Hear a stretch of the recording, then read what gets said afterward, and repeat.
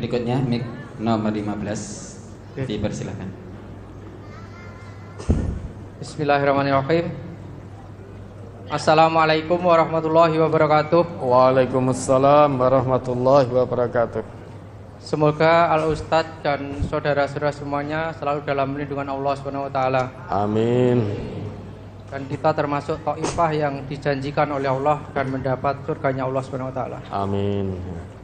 Perkenalkan, saya Ustadz, jumpa lagi Muhammad Nur Walid, pakai kol-kolah. Pakai Dari kol-kolah. cabang kerja 4 perwakilan Karanganyar. Saya mohon diterangkan yang pertama surat Ali Imran ayat 196 Ustadz, yang bunyinya a'udzubillahi minasyaitonirrajim, la yaghurrannaka taqallubul ladzina kafaru fil bilad tsumma mata'ul khalil tsumma ma'wahum jahannam. Jadi kadang sebagai manusia kita tidak bisa memungkiri ya Ustadz, kita yang sudah mengaji dicelup hari-hari dengan Al-Quran dan Sunnah, kadang itu kita masih merasa iri dengan orang-orang di luar Islam Ustadz, karena tentang urusan dunia. Kadang begini Ustadz, orang yang tidak dekat kepada Allah saja diberi nikmat yang luar biasa. Kenapa yang kita ngaji hari-hari, ibaratnya seminggu 2 kali 3 kali kok itu manusiawi nggih Ustadz, kadang kok merasa mengeluh. Jadi tolong semangatnya Ustadz, khususnya bagi pemuda-pemuda kami, khususnya di cabang kami, agar selalu semangat dalam jihad fisabilillah, dalam kelompok, dalam mengkaji Al-Quran dan Sunnah ini. Yang kedua, tolong diberikan semangatnya Ustadz tentang cerita sahabat Habab bin Arad itu Ustadz. Kalau kita dibandingkan dengannya itu kan tidak ada apa-apanya ya Ustadz. Kita kadang badan sehat, kuat, uangnya pas ada, itu kelompok juga kadang malas. Untuk mengaji kadang sudah diketok palu jadwalnya jam sekian, tapi kenyataannya ya molor setengah jam. Bahkan hampir selesai baru datang. Tolong Ustadz, semangatnya bagi kami para pemuda, khususnya di cabang kami dan semuanya di Karanganyar dan seluruh Indonesia, bahkan mudah-mudahan tetap semangat di jalan Allah. Terus yang ketiga Ustadz, tolong diterangkan Quran surat An-Nisa ayat 3 Ustadz. Al Ustadz, apakah sudah siap untuk mengamalkan ayat tersebut Ustadz?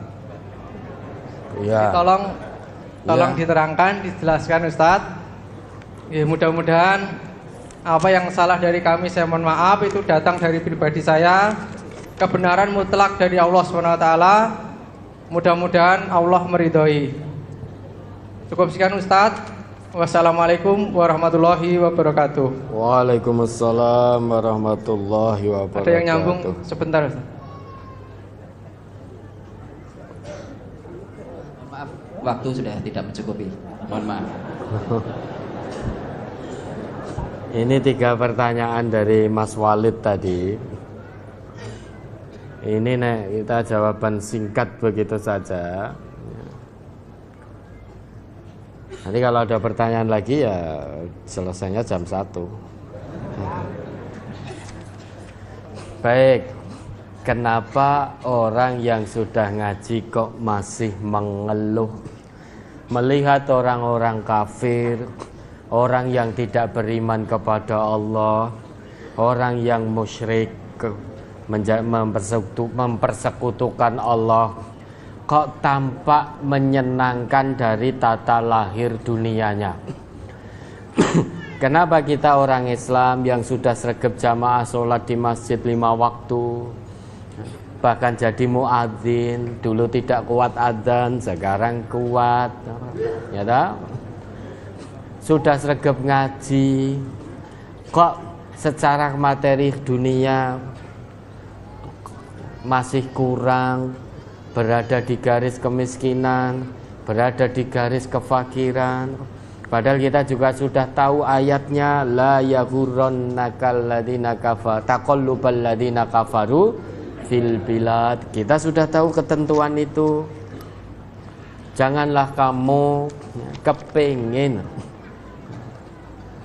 terhadap apa yang dimiliki oleh orang-orang kafir di sebuah negeri. Mataun qalil, kata Allah kan begitu, itu kesenangan yang menipu. Summa ma'wahum jahannam wa bi'sal mihad. Tempat kembali mereka jahanam, dan itulah seburuk-buruk tempat tinggal. Kok kita kepingin sesuatu yang akan menyebabkan kita menuju kesengsaraan jahanam?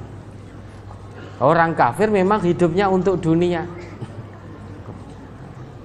Siapapun yang berusaha di dunia ini akan Allah kasih. Allah tidak pilih-pilih. Oh, ini iman, ini kafir, ini musyrik. Kalau untuk urusan dunia, Allah semuanya akan beri, tapi hanya sebagian, sedikit dari kesenangan dunia. Mataun qalil.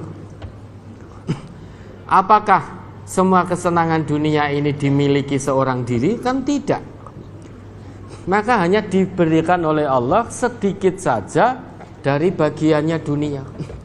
Wa malahum fil akhirati min nasib. Tetapi mereka di akhirat tidak dapat bagian.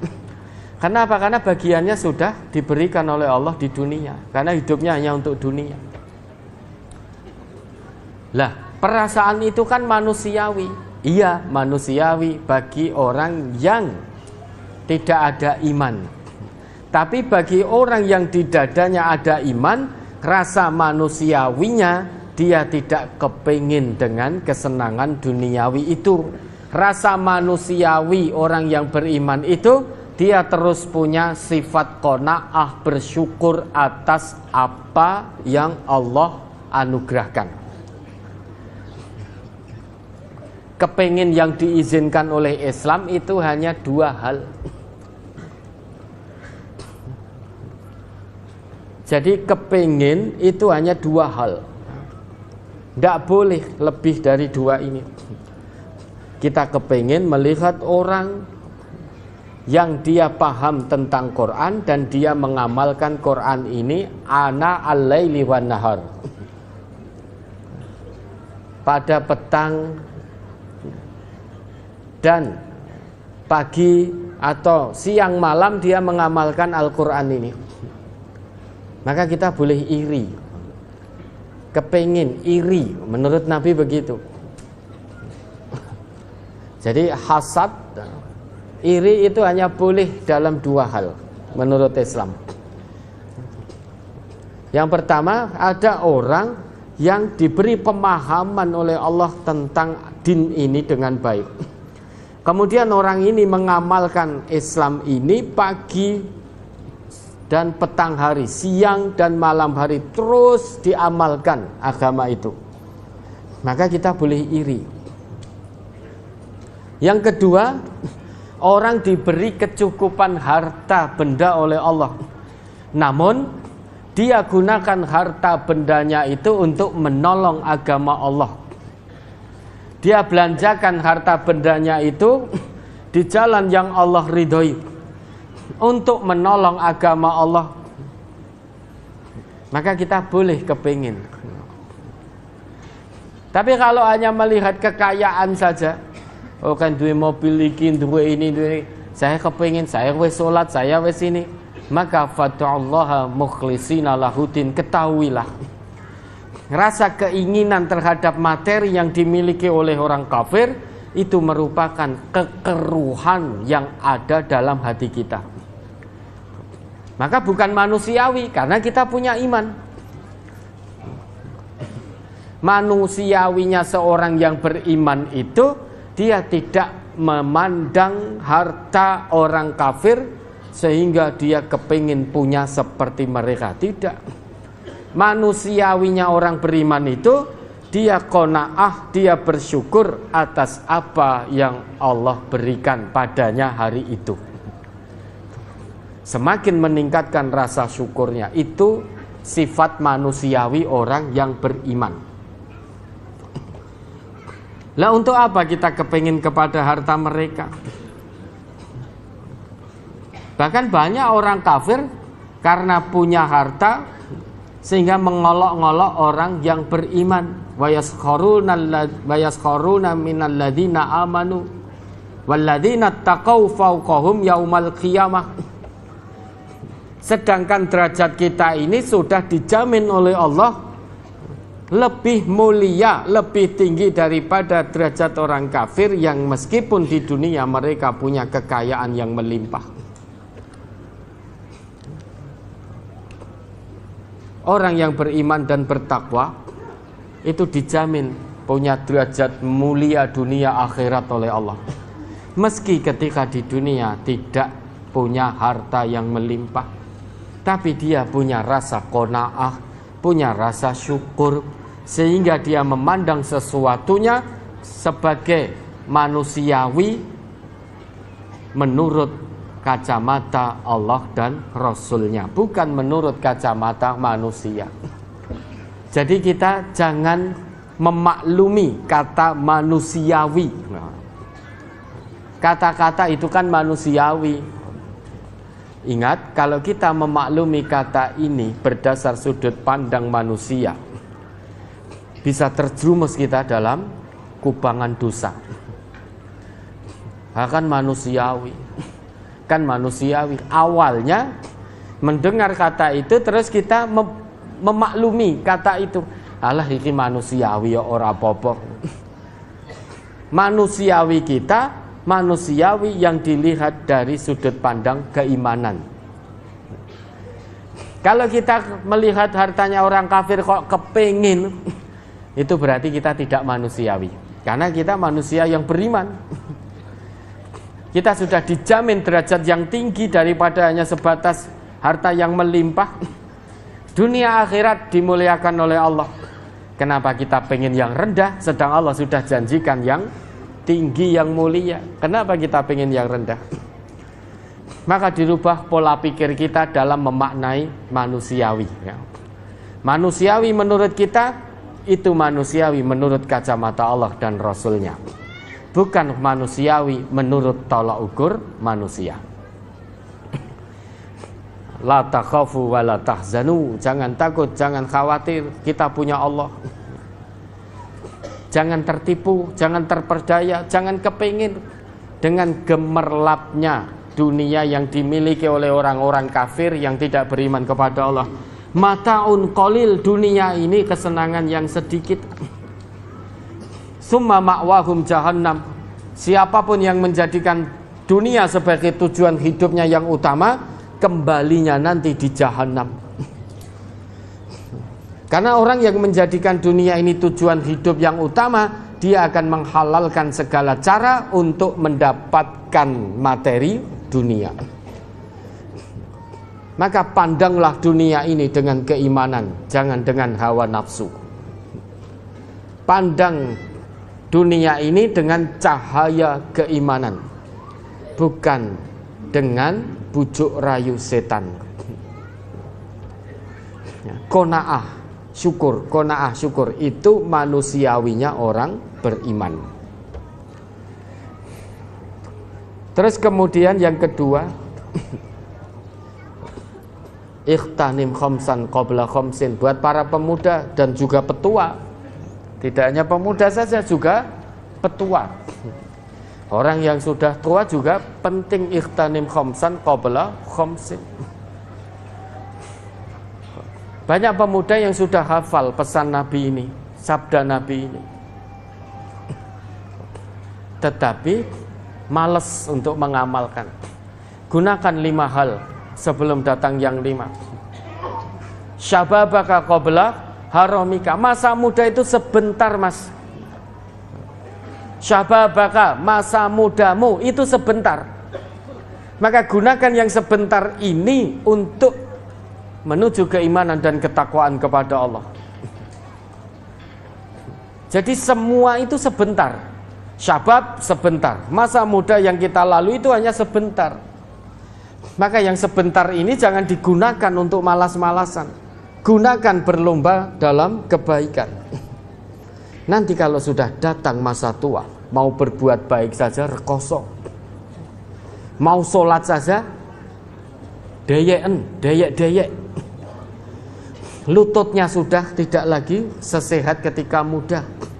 Mau sholat itu tidak nyaman. Duduk tahiyat tidak bisa. Maka masa muda itu sebentar, gunakan itu dengan baik. Ghina wa ghinaka qabla fakrika. Masa kaya ini, ghina ini hanya sebentar. Karena kita asalnya tidak punya apa-apa. Kemudian dititipi oleh Allah apa-apa. Titipan Allah ini sebagai amanah bagi kita. Pada akhirnya kita tidak punya apa-apa lagi. Maka masa kaya ini hanya sebentar. Gunakan dengan sebaik-baiknya. Hari ini punya, gunakan itu di jalan-jalan Allah. Intan surullah yansurkun wa yutsabbit aqdamakum. Jika kamu menolong Allah, Allah pasti menolongmu dan menguatkan kedudukanmu, menguatkan tekadmu, tekad untuk menolong agama Allah. Maka jika hari ini kita diberi punya oleh Allah, gunakan apa yang kita punya itu di jalan-jalan yang Allah ridhoi. Karena belum tentu besok kita punya. Karena ghina itu hanya sebentar. Kita berasal dari tidak punya apa-apa, dititipi oleh Allah apa-apa sebagai amanah bagi kita. Pada akhirnya kita kembali lagi tidak punya apa-apa, hanya amal yang kita punya. Pada akhirnya nanti hanya amal yang kita punya. Kemudian wa faraghaka qabla syughlika. Masa faragh itu juga hanya sebentar. Hanya sebentar. Wasihataka qabla saqamika. Gunakan kesehatanmu sebelum sakit. Sehat ini juga hanya sebentar. Nanti Allah akan uji kita dengan sakit. Akan datang masa sakit. Yang namanya kesehatan, sehat itu hanya sebentar. Maka ikhtanim, gunakan sebaik-baiknya kesehatan yang hanya sebentar itu, sebelum datang masa sakit. Dan terakhir, wahayataka qabla mautika. Hayat, hidup juga hanya sebentar. Maka gunakan hidup yang sebentar ini sebaik-baiknya. Semangat ngaji, semangat mengamalkan hasil kaji, malas maksiat. Jangan dibalik. Semangat maksiat, malas amal soleh. Na'udzubillah. Maka gunakan hidup yang hanya sebentar ini untuk semangat ngaji, semangat beramal soleh, untuk menjadi tabungan akhirat kita di hadapan Allah. Sehingga orang kalau semangat ngaji, semangat ngamalkan hasil kaji, semangat beramal soleh, pasti dia malas untuk bermaksiat, malas untuk berbuat dosa. Kalau sudah tahu ini, ma ba'dal fahmi, sesudah paham apa yang dilakukan, semuanya kembali ke individu masing-masing. Kalau pemuda malas ngaji, selamanya kalau tidak punya tekad merubah dirinya menjadi lebih baik dan lebih semangat, maka selama itu pula seumur hidup dia akan malas beramal soleh. Karena Allah tidak akan rubah keadaannya sebelum dia punya azam, punya tekad, usaha untuk berubah menjadi baik. Innallaha la yughayyiru ma biqaumin hatta yughayyiru ma bi anfusihim. Sesungguhnya Allah tidak akan merubah keadaan satu kaum sampai kaum itu merubah keadaannya sendiri. Maka semangat di jalan Allah. Allah sudah tunjukkan jalannya. Allah sudah berikan pedoman abadinya, yaitu Al-Quran. Allah sudah turunkan Rasulnya, mewariskan pada kita Quran dan Sunnah sebagai petunjuk hidup menuju keselamatan dunia dan akhirat.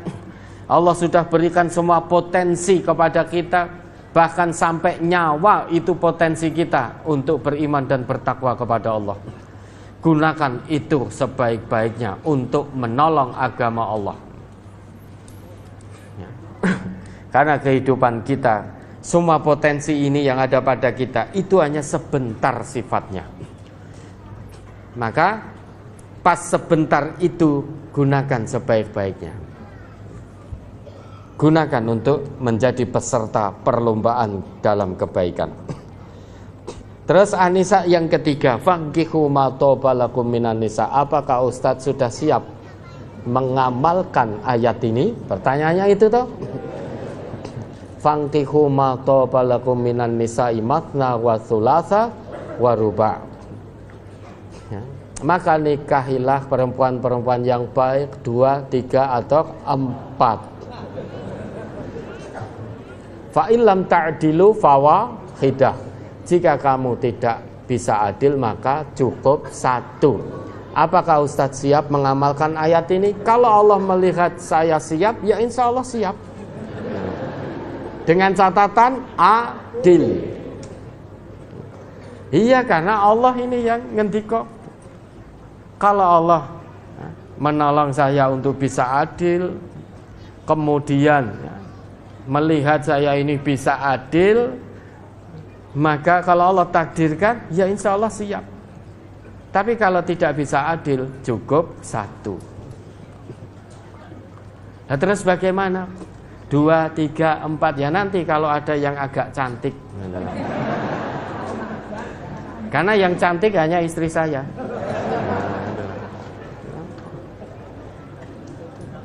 Kalau Allah memandang kami bisa adil, insya Allah siap dengan catatan adil. Poinnya di adilnya ini loh.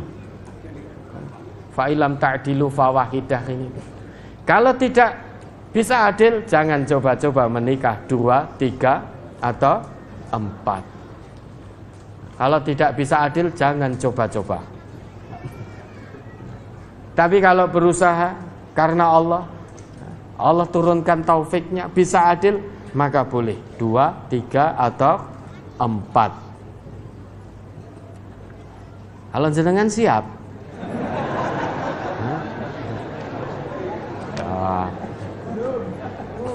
ya. Kalau tidak adil itu berarti belum siap. Nah, sekarang yang ditanya saya, wallahu a'lam bissawab.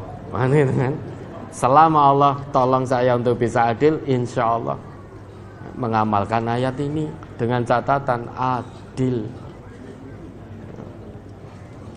Ustaz Ghazali siap? Ustaz Marjono, Ustaz Sutikno, siap gak itu yang bertiga? Siap ya? Nah, kalau siap nanti kita carikan.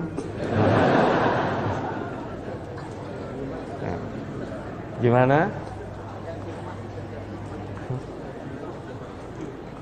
Lah iya. Kita ketua bidang kesehatan siap? Pak Dr. Jafar ini loh. Pokoknya catatannya atau bendahara kita. Pokoknya catatannya ya. Kalau memang adil, maka boleh mengamalkan ini. Mengamalkan ayat ini syaratnya adil.